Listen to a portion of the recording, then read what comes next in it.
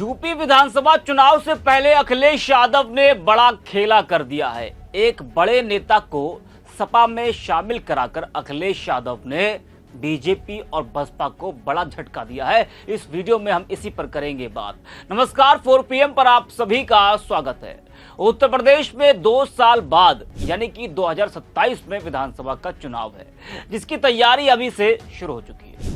सपा अध्यक्ष अखिलेश यादव सत्ता में वापसी के लिए रणनीति बनाने में लगे हैं। अखिलेश यादव की रणनीति से बीजेपी जैसे बड़े दलों की टेंशन बढ़ती जा रही है। चुनाव में अभी समय 2 साल का है, लेकिन सपा ने अभी से ही ऐसे दांव चलने शुरू कर दिए हैं कि बीजेपी को डर सताने लगा है कि कहीं लोकसभा चुनाव की तरह ही उत्तर प्रदेश में उसका बुरा हाल ना हो जाए। जी हाँ, जहां बीजेपी की राजनीति धर्म पर टिकी है, तो वही बाकी दलों की राजनीति जाति पर टिकी है। समाजवादी पार्टी ने जो पीडीएफ फार्मूला लोकसभा चुनाव में अपनाया, उससे उसको बड़ा फायदा मिला और देश में वो तीसरी बड़ी पार्टी लोकसभा चुनाव में बनी। अब हम आपको बताते कि अखिलेश यादव ने क्या ऐसा किया है जिससे यूपी की सियासत गर्मा गई है। बता दें कि जब चुनाव आता है तो नेताओं के भागम-भाग का सिलसिला तेज हो जाता है। एक दल से दूसरे दल में नेताजी लोग जाने लगते हैं। यूपी में कुछ ऐसा ही हुआ है। बसपा के बड़े नेता समाजवादी पार्टी में शामिल हो गए। खुद अखिलेश यादव ने उनको शामिल कराया है, जिससे यूपी में बहुजन समाज पार्टी को बड़ा झटका लगा है। बसपा सरकार में मंत्री रहे दद्दू प्रसाद ने समाजवादी पार्टी का दामन थाम लिया। उन्होंने अब बसपा को अलविदा कह दिया है। दद्दू प्रसाद यूपी विधानसभा चुनाव के दौरान मानिकपुर सीट पर सपा का चेहरा हो सकते हैं। प्रसाद यहां से पूर्व विधायक भी रह चुके हैं। इंद्रजीत सरोज से लेकर बाबू सिंह कुशवाहा तक बीएसपी की कोर टीम के कई चेहरे अब समाजवादी पार्टी में हैं। बीएसपी के और बड़े चेहरों पर भी अखिलेश यादव की नजर है। अखिलेश यादव ने दलित नेताओं को साधने की नई रणनीति बनाई है। दद्दू प्रसाद के अलावा और भी कई नेता जो सभा में शामिल हुए हैं, लेकिन दद्दू प्रसाद की चर्चा ज्यादा है। अखिलेश यादव लगातार पीडीएफ फार्मूले में दलितों की भागीदारी बढ़ाने पर जोर दे रहे हैं। दरअसल लोकसभा चुनाव 2024 में अखिलेश यादव के पीडीएफ फार्मूले को जीत मिली थी। दलित, पिछड़ा और अल्पसंख्यक समीकरण अखिलेश यादव के पक्ष में गया था।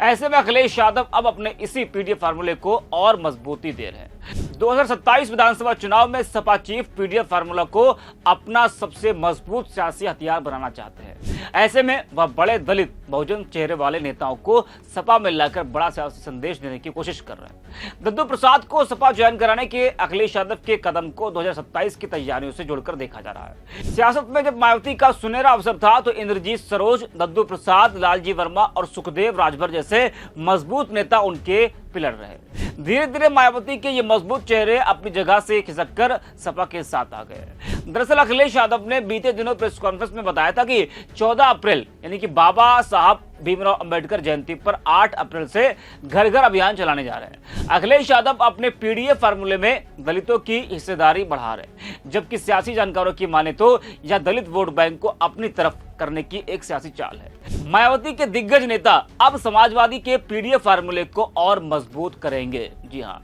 अखिलेश यादव बीजेपी के पारंपरिक मुद्दों को सीधे चुनौती देने के लिए तैयार दिख रहे हैं और इस रणनीति में वह अपने दलित सांसदों को आगे कर रहे हैं।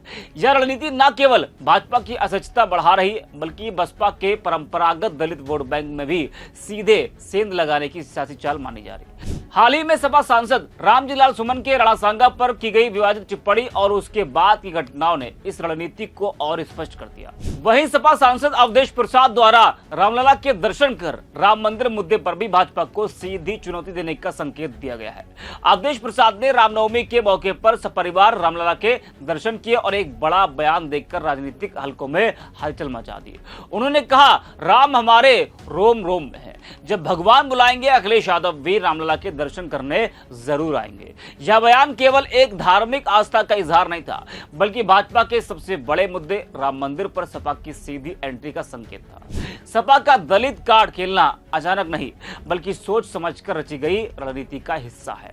जी हाँ, भाजपा की हिंदुत्व आधारित राजनीति और बसपा की दलित राजनीति के बीच सपा एक नया समन्वय स्थापित करना चाह रही है, जिसमें दलितों के धार्मिक विश्वास और उनकी सामाजिक पीड़ा दोनों को जगह दी जा रही है। जी हाँ, तो समाजवादी पार्टी की जो नजर है वो इस वक्त दलित वोट बैंक पर ज्यादा टिकी है। तो देखा आपने, अवधेश प्रसाद का राम मंदिर जाना, रामलला के दर्शन करना, ये एक बड़ा संकेत है। जी हां, अखिलेश यादव की जो नजर है वो इस वक्त दलित वोट बैंक पर ज्यादा है और इससे सीधा नुकसान बीएसपी को, बीजेपी को होने वाला है। लोकसभा के चुनाव में हुआ भी तो पीडीएफ फार्मूले में अखिलेश यादव दलितों की जो भागीदारी है उस पर जोर दे रहे हैं, जिस वजह से आपने देखा कि किस तरीके से दद्दू प्रसाद आज सपा में शामिल हुए और उनके आने से सपा को और मजबूती मिलेगी और आने वाले 2 साल के बाद जो विधानसभा का चुनाव होना है उसमें एक बड़ा फायदा अखिलेश यादव को और सपा को होने वाला है। तो इस वीडियो में इतना ही। आप देखते रहिए 4PM।